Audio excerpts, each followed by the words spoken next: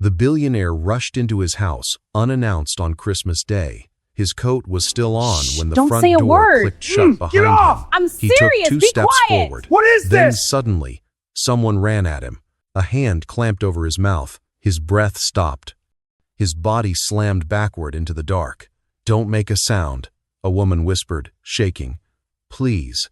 It was Cynthia, his black maid. She dragged him into a narrow storage closet and shut the door just enough to leave a thin crack. Her finger pressed hard against his lips.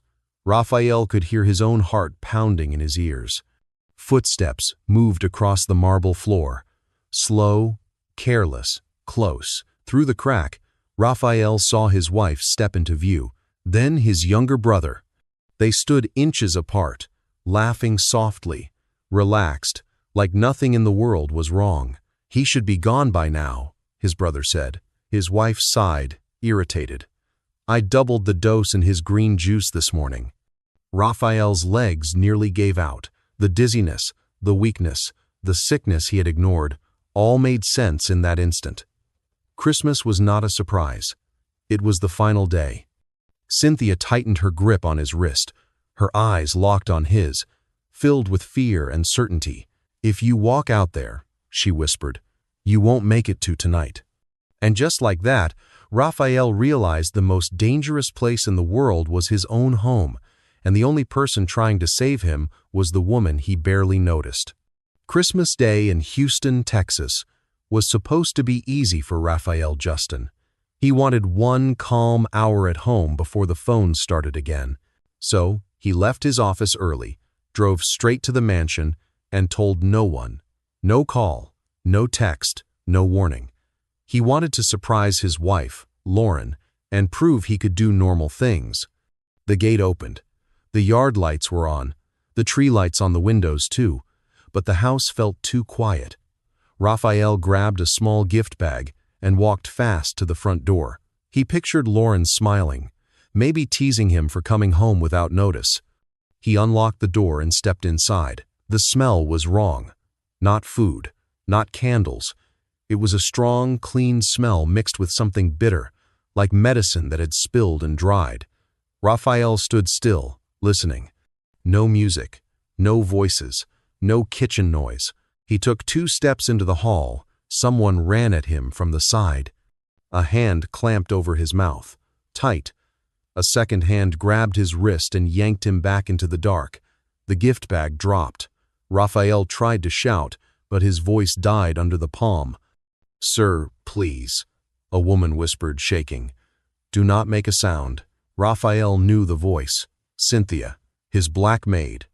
She dragged him into a narrow storage closet near the kitchen and pulled the door almost shut. Not locked, just barely open, a thin crack to see through. Cynthia put one finger up, a warning. Then she held her breath like she was listening to the walls. Footsteps crossed the marble floor outside, slow and calm. Not a stranger, someone who belonged. Cynthia leaned close. "If they hear you," she whispered, "you will not leave this house." Raphael forced himself to breathe through his nose. He leaned to the crack. He saw the living room and the Christmas tree. Perfect gifts, perfect lights. And right beside the tree stood Lauren, dressed like she was going somewhere, not like she was relaxing at home. She held a glass of green juice. Across from her stood Raphael's younger brother, Evan, smiling like he had no worries. Lauren laughed softly and touched Evan's arm. Raphael's hands went numb. Evan spoke first.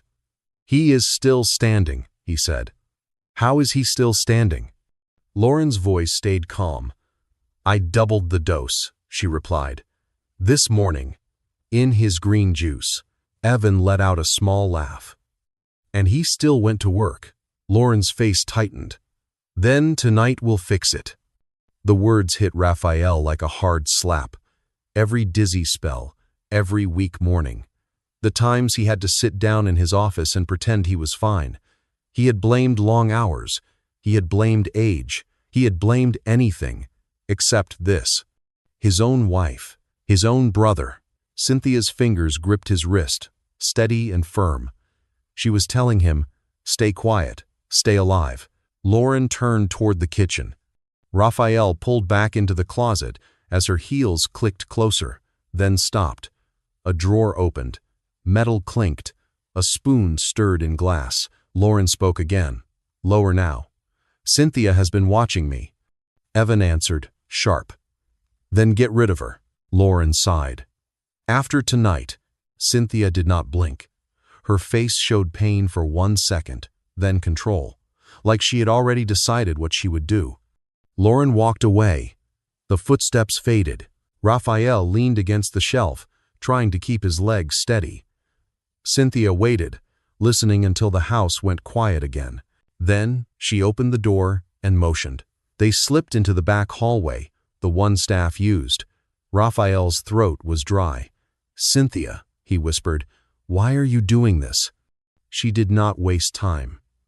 Because they are killing you, she said, and because I saw it. Raphael shook his head, like that could erase what he heard. I need proof, he said. I need to face them. Cynthia grabbed his sleeve and held him back. Not here, she said. Not today. This is my home, Raphael whispered. Cynthia's voice softened, but it stayed strong. It is their trap, she said. This house is the fastest place for you to die. A door closed upstairs. Both of them froze. Cynthia pulled him toward the side exit. They passed the kitchen counter. The green juice sat there, ready, with a small ribbon beside it like a Christmas joke. Raphael's hand moved toward his pocket for his phone. Cynthia caught it. No calls, she said. I can call security, Raphael whispered. I can call the police. Cynthia shook her head. Your friends can be bought, she said. One call and they know where you are. Raphael stared at her. How do you know? Cynthia swallowed. I heard names, she said. I saw men come when you were gone. And Lauren asked me about my family, like she wanted to know who would miss me. Raphael felt sick. Cynthia reached into her apron pocket and showed him a tiny plastic bag, folded tight. Inside was pale powder. I took this from the trash last week, she said. Lauren said it was vitamins, but I watched her hide it, and I watched her measure it. I kept it because my gut told me something was wrong. Raphael stared at the bag like it could burn him. We can test it, he whispered. Cynthia nodded once. Yes, but not with anyone we do not trust, she said. Not yet, right now. Cynthia opened the side door. Warm air rushed in, thick and wet. She pointed to her old sedan by the fence. Get in, she said. Now. Raphael hesitated and looked back at the bright tree in the living room, at the life he thought was real. Then Lauren's voice floated down the hall, sweet and sharp. Raphael, are you home? Cynthia's face went still. She pushed him toward the car, and Raphael understood that the next sound he made might be his last. Raphael slid into Cynthia's old sedan and pulled the door shut without a sound. Cynthia started the engine and backed out fast, steady, like she had done this before. In the mirror, Raphael saw the mansion hallway light turn on. A shadow crossed the glass. Lauren. Raphael dropped low in the seat. Cynthia drove behind the hedges, took the service road, and reached the gate. The sensor beeped once. The gate opened. No guards appeared. No one stopped them. They rolled out into the street, and the gate closed like nothing was wrong. Raphael tried to breathe, but his chest felt tight. His mind kept replaying Lauren's voice, calm and annoyed, like she was talking about laundry, not his life. He reached for his phone. I need to call security, he whispered, or the police. Cynthia caught his wrist. No calls, she said. Cynthia, they are poisoning me. I know, she answered. That is why you cannot call. Phones can be traced. Watches can be traced. Cars can be traced. Your wife has access to your systems. Your brother has money to buy people. One call gives them your place. Raphael stared at her. The word buy made his stomach twist. He had used money his whole life, but he had never thought of it being used to erase him. I have a friend, Raphael said. Captain Miles. He will help. Cynthia shook her head. I heard that name in your house, she said. I heard it with your brother's voice. I do not trust him. Raphael wanted to fight her on it, but a wave of sickness rose. He leaned forward, breathing through it, feeling weak, angry, and ashamed all at once. He was a man who signed billion-dollar deals, but he could not even keep his own body steady. Cynthia drove through Houston streets dressed for Christmas. Lights, traffic, people with bags, families smiling. Raphael watched from the back seat like a stranger looking through glass. He felt cut off from normal life, like he was already gone. Cynthia turned into a scrapyard lot and stopped near a bin of broken parts. Metal and old cars stood in piles. A worker glanced at them, then looked away. What are we doing here? Raphael asked. Cynthia held out her hand. Your phone, she said. Your watch. Raphael hesitated. His watch was a gift from his father. His phone held everything, his accounts, his contacts, his codes. Giving them up felt like losing his name. Cynthia did not beg. She just waited. Raphael unclasped the watch and placed it in her palm. Then he handed her the phone. Cynthia rolled down the window and threw both into the bin. They disappeared with a hard clank. Raphael flinched. That was my life. Cynthia kept her voice calm. That was their map, she said. Now your signal ends here. If they track you, it stops in a scrapyard. That buys time. Time was the one thing Raphael needed. Cynthia drove into a part of Houston Raphael never visited. Small houses, cracked sidewalks, puddles, barking dogs, kids on bikes. People looked at the car, then looked away. Cynthia parked behind her house in a narrow alley and pointed to the back door. Head down, she said. Stay close. Raphael followed her inside. The house was small, but clean. It smelled like soap and fried food. A tiny plastic Christmas tree sat on a table. No gifts. A single red bough hung on the wall like someone tried to keep hope alive with almost nothing. Cynthia locked the door, then locked it again. She closed the curtains. Sit, she said. Raphael sat on the couch, and the moment he did, his body gave up. Heat rushed through him. Sweat soaked his shirt. The room tilted. I'm fine, he tried to say. Cynthia touched his forehead and pulled her hand back. You are burning, she said. She brought a bowl of water and a cloth and wiped his face. Her movements were quick but gentle. Raphael stared at her hands and felt a sharp pain in his chest, not from sickness, from guilt. Those hands had cleaned his home, washed his dishes, made his bed, and he had barely learned her name. Why are you helping me? He whispered. Cynthia did not look away. Because I saw what they were doing, she said. And because I know what it feels like to be powerless. She paused, then spoke lower. My brother died because someone cut corners with medicine. People said it was bad luck. It was not. It was greed. Since then, I watch. I listen. I keep what looks wrong.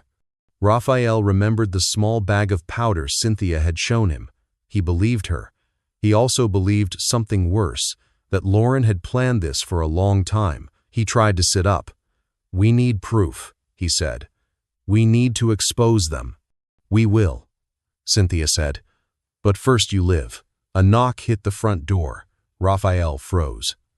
Cynthia lifted one finger for silence, then moved to the curtain and lifted a corner. A car sat across the street with its engine running. The driver did not get out. Cynthia lowered the curtain. I do not know who that is, she whispered. The knock came again, harder, like a warning. A woman's voice floated through the door, too cheerful for that hour. Cynthia, you inside. I saw a strange car. The voice stopped, listening. Raphael held his breath. Cynthia's jaw tightened. If it was a neighbor, it was danger, because questions travel fast. If it was a trap, opening the door could end them. Cynthia turned to Raphael, voice low but firm. Stay here, she said. If I tell you to run, you run out the back. Raphael nodded. His mouth felt dry. He had never been this close to losing everything. Not money, not power. His life, Cynthia took one slow step toward the door. The knock came again. "Cynthia," a woman called. "Open up. I saw a strange car." Cynthia held up one finger to Raphael, then walked to the door like this was a normal Christmas visit. She opened it only a little, the chain still on. Mrs. Parker stood on the porch in a bright red sweater, holding a plate covered in foil. Her smile looked friendly, but her eyes kept moving. To the driveway, to the street, back to Cynthia's face. "I was worried," Mrs. Parker said. "You came in late, and now there's a car I don't know." Cynthia kept her voice calm. "It's my cousin," she said. "He dropped me off, then left." Mrs. Parker lifted the plate. "I made extra food," she said. "I brought you some." "Thank you," Cynthia said, taking it. Mrs. Parker did not leave. She leaned closer, trying to see past Cynthia's shoulder. Cynthia shifted to block the view, smooth and quiet. "You look tired," Mrs. Parker said. "You okay?" Cynthia nodded once. "Just a long week." Mrs. Parker pointed her chin toward the street. "That car across the way has been sitting there," she said. "It's not normal. I don't want trouble near my house." Cynthia's grip tightened on the plate. "I understand," she said. "If I see anything, I'll call." Mrs. Parker studied her for a long moment. "If you're hiding something," she said softly, "I won't protect it." Cynthia held her gaze. "I'm not hiding trouble," she said. "Merry Christmas." "Merry Christmas," Mrs. Parker replied, and walked away. Cynthia shut the door, locked it, then rested her forehead against the wood. For a second, her shoulders shook. Raphael sat on the couch with his hood up. His head ached. His stomach felt wrong, like his body was still fighting what Lauren put in him. "I'm sorry," Raphael whispered. Cynthia looked at him. "Don't be sorry," she said. "Be quiet and be ready." End quote. Raphael swallowed. "I heard my wife say she would finish me tonight," he said. "On Christmas." Cynthia's face softened, then tightened again. "People can smile and still do evil," she said. "That's why we move smart." Raphael rubbed his hands together. "I paid for guards," he said, "and the danger was sitting at my table." "You trusted," Cynthia said. "That's not a sin." Outside, the car across the street went silent. The engine stopped. A door closed. Cynthia moved to the curtain and lifted a corner. A man stood by the sidewalk, head down under a cap. He did not look lost. Raphael tried to stand, then sat back when the room tilted. Cynthia's hand went to his shoulder. "Stay," she whispered. The man walked up to Cynthia's porch. The doorknob turned, slow and careful, like testing. Cynthia's mouth went tight. She picked up a kitchen knife, not to fight, but because her hands needed something solid. She stood behind the door and waited. A voice came through the wood, low and sure. "Cynthia." Raphael's chest turned to ice. "Captain Miles," Raphael whispered. Cynthia looked back at him, eyes hard. Captain Miles knocked once, gentle. "Cynthia," he said. "Open up. I'm here to help." Cynthia stayed still. Captain Miles tried again, warmer. "Raphael," he called, "I know you're inside. Your wife is worried. She says you're sick. Let me take you to the hospital." Raphael heard the trap in the words, "Wife first, not safety." He looked at Cynthia. "What if he's real?" he whispered. Cynthia leaned in close. "If he was real," she whispered, "he would not come alone, and he would not talk like your wife owns you." "Well, be sad," Captain Miles sighed. "Last chance," he said. "If you don't open the door, I'll force it. I don't want to arrest you, Cynthia." Cynthia's face went calm in a scary way. She pointed to the back door. "Move," she whispered. Raphael pushed himself up. His legs shook. Cynthia grabbed his elbow and held him steady. They crossed the small kitchen, stepped out the back, and slipped into the alley. Cynthia led him between fences and bins. She stopped once to listen, then pulled him forward again. They reached a side street with a small building and a bright cross in the window. A sign read, New Hope Church. Cynthia knocked 3 times. A man opened the door. He was older, with tired eyes and a kind face. He looked at Cynthia, then at Raphael, and his expression changed. "Pastor James," Cynthia said, voice breaking for the first time. "Please." Pastor James stepped aside. "Come in," he said. "Quick." They entered. The church was quiet, plain, and warm. Raphael sat in a chair, breathing hard. Cynthia stood near him, still ready to run. Pastor James locked the door, then turned. "Tell me," he said, "what's happening?" Raphael's voice came out rough. "They're trying to kill me," he said. "My wife and my brother." Pastor James looked at Cynthia. "And you pulled him out?" Cynthia nodded. "I heard them," she said. "I have proof, but not enough. We need to do this right." Raphael lifted his head. "We need evidence that holds," he said, "or they will twist this and bury her." Pastor James nodded once. "Then we move careful," he said. "No panic, no noise. We build the truth piece by piece. I have sent it." Pastor James led them to a back room with a couch and a table. He brought water and a medical box. Cynthia opened her palm and showed the plastic bag of powder she had saved. Pastor James wrapped it in a clean cloth and set it aside. "We can test this," he said. "A nurse from our church works at a clinic. She trusts me." "No police yet." Raphael looked at Cynthia. "You risked your life for me," he said. "And I treated you like you did not matter." Cynthia's eyes filled, but her voice stayed firm. "Live first," she whispered. "Then make it right." Outside, somewhere in the distance, sirens wailed. The church was quiet inside, but outside Houston was still awake. Christmas music drifted from distant houses. Cars passed. People laughed like nothing bad could happen. Raphael sat in the back room on a small couch. His fever had eased, but his body still felt weak. Cynthia stood near the door, listening. Pastor James opened a first aid box and checked Raphael's eyes with a small light.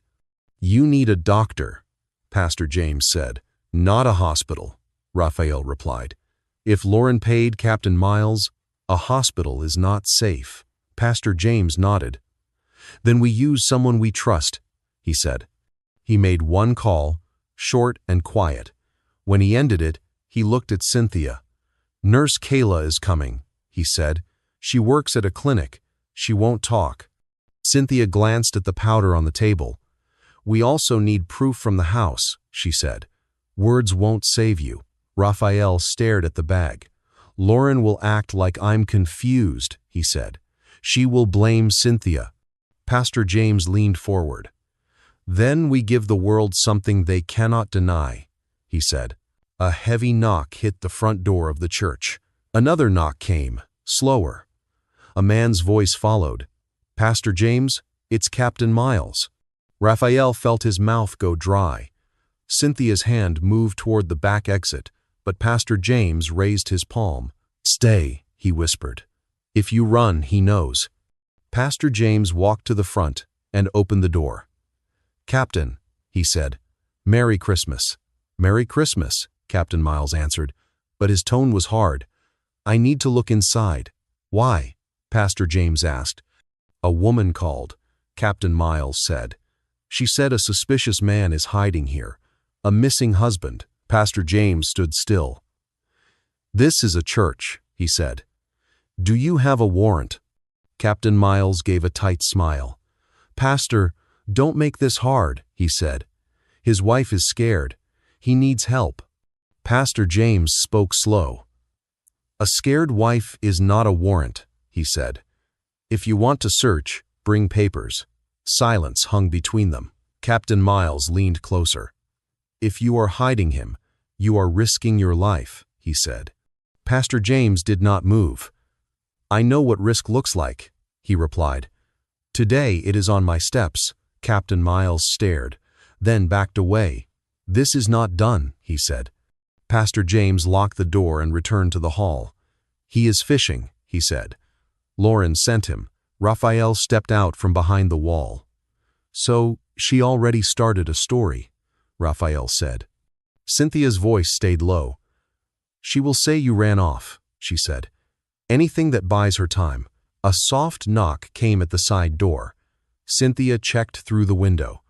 A woman in blue scrubs stood there with a bag. "Nurse Kayla," Cynthia whispered. Pastor James let her in. Nurse Kayla was young, with calm eyes and quick hands. She checked Raphael's pulse, his temperature, and his breathing. "You were drugged," she said. "Not once. Over time." Raphael swallowed. "Can you prove it?" he asked. Nurse Kayla nodded. "If I test blood," she said, "and if I test that powder." She took a small sample from Raphael's finger.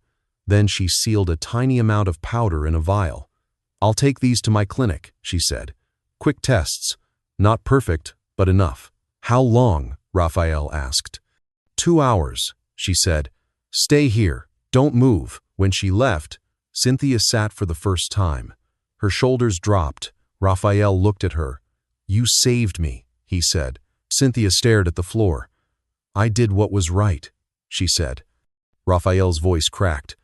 "I had guards, cameras, gates," he said. "Yet I was dying at my table." Cynthia raised her eyes. "If you live," she said, "use your power to tell the truth. Protect the people you ignore." Raphael nodded. "I will," he said, "and I will protect you." Pastor James pulled a notebook from a drawer. "We list what we need," he said. "Proof of poison, proof of who gave it, a safe way to stop them." Raphael leaned forward. "I installed a backup camera system," he said. "Lauren doesn't know. It records to a drive in my office safe behind a picture frame." Cynthia's face tightened. "Your office is in the house," she said. "Yes," Raphael said. "But if we get that drive, we can show her mixing the powder." Pastor James nodded. "Then we plan a careful trip," he said. "No police yet, not until we hold the proof." Outside, the day turned darker. Christmas evening came closer, the same night Lauren said would end Raphael. Pastor James opened a small metal box and took out plain keys. "These are for the church van," he said. "No fancy plates, no tracking." Cynthia found a jacket and a knit cap and handed them to Raphael. "Your face is known," she said. "Tonight you look like a tired man going to see family." Raphael pulled the cap low and stared into a dusty mirror.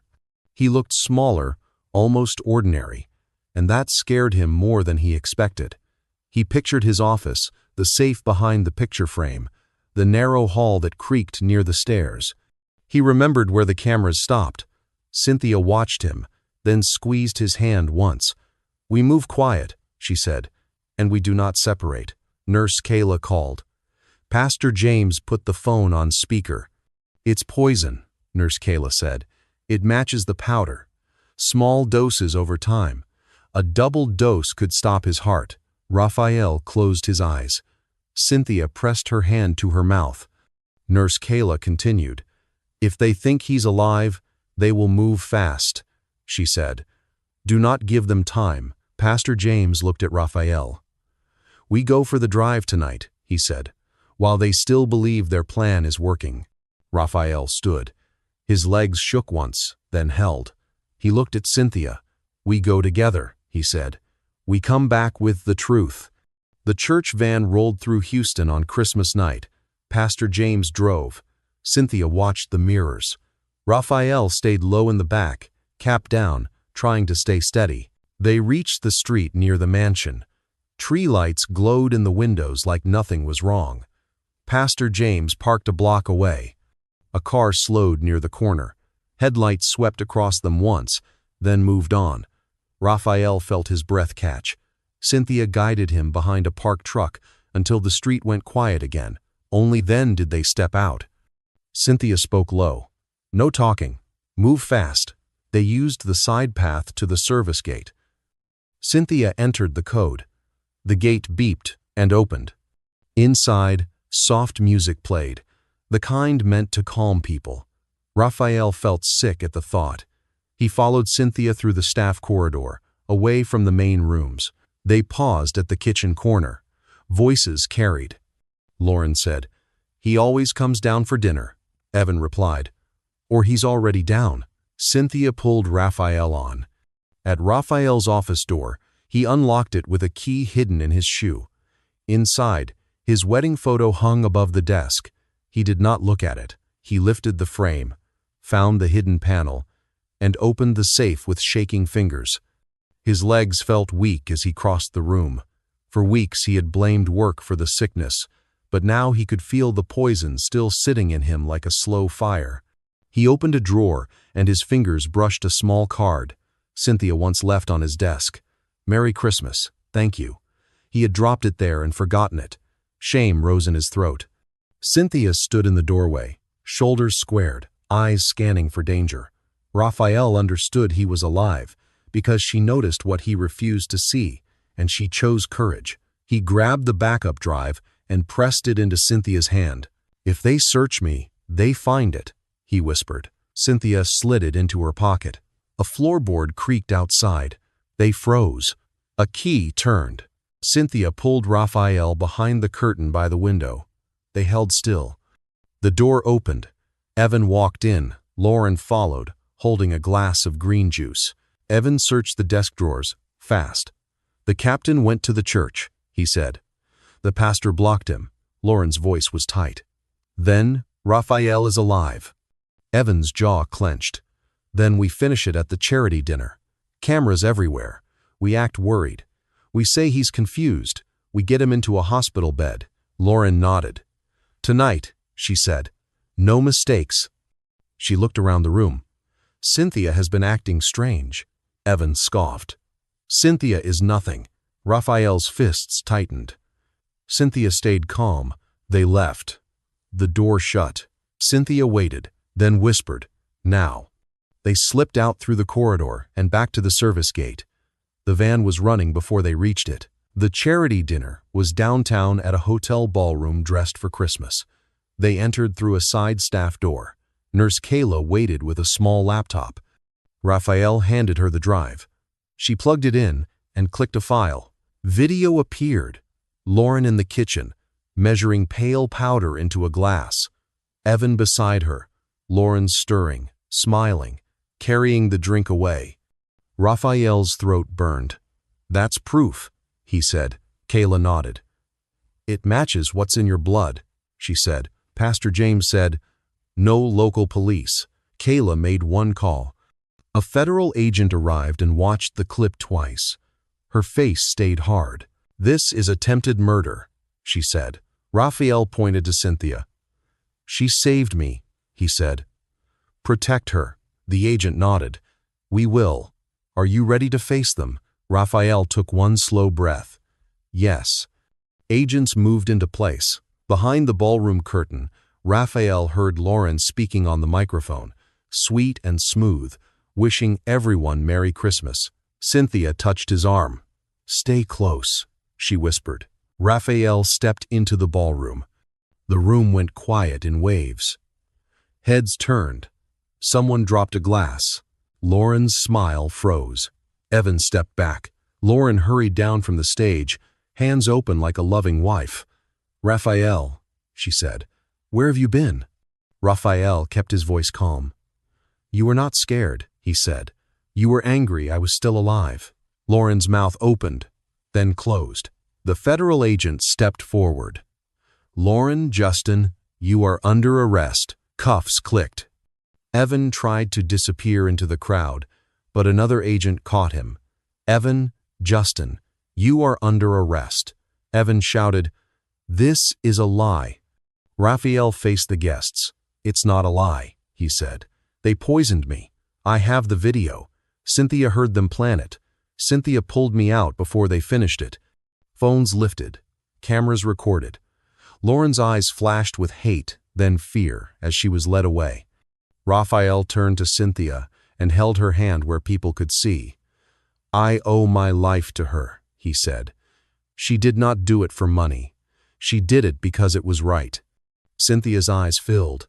She tried to pull back out of habit, but Raphael held on gently. "You won't be invisible again," he whispered. Cynthia whispered, "I only wanted you to live." And Raphael nodded. tears finally falling today. The ballroom stayed silent as Lauren and Evan were taken out. Outside, luxury cars waited at the curb. Raphael walked past them and opened the church van door for Cynthia. "Come with me," he said.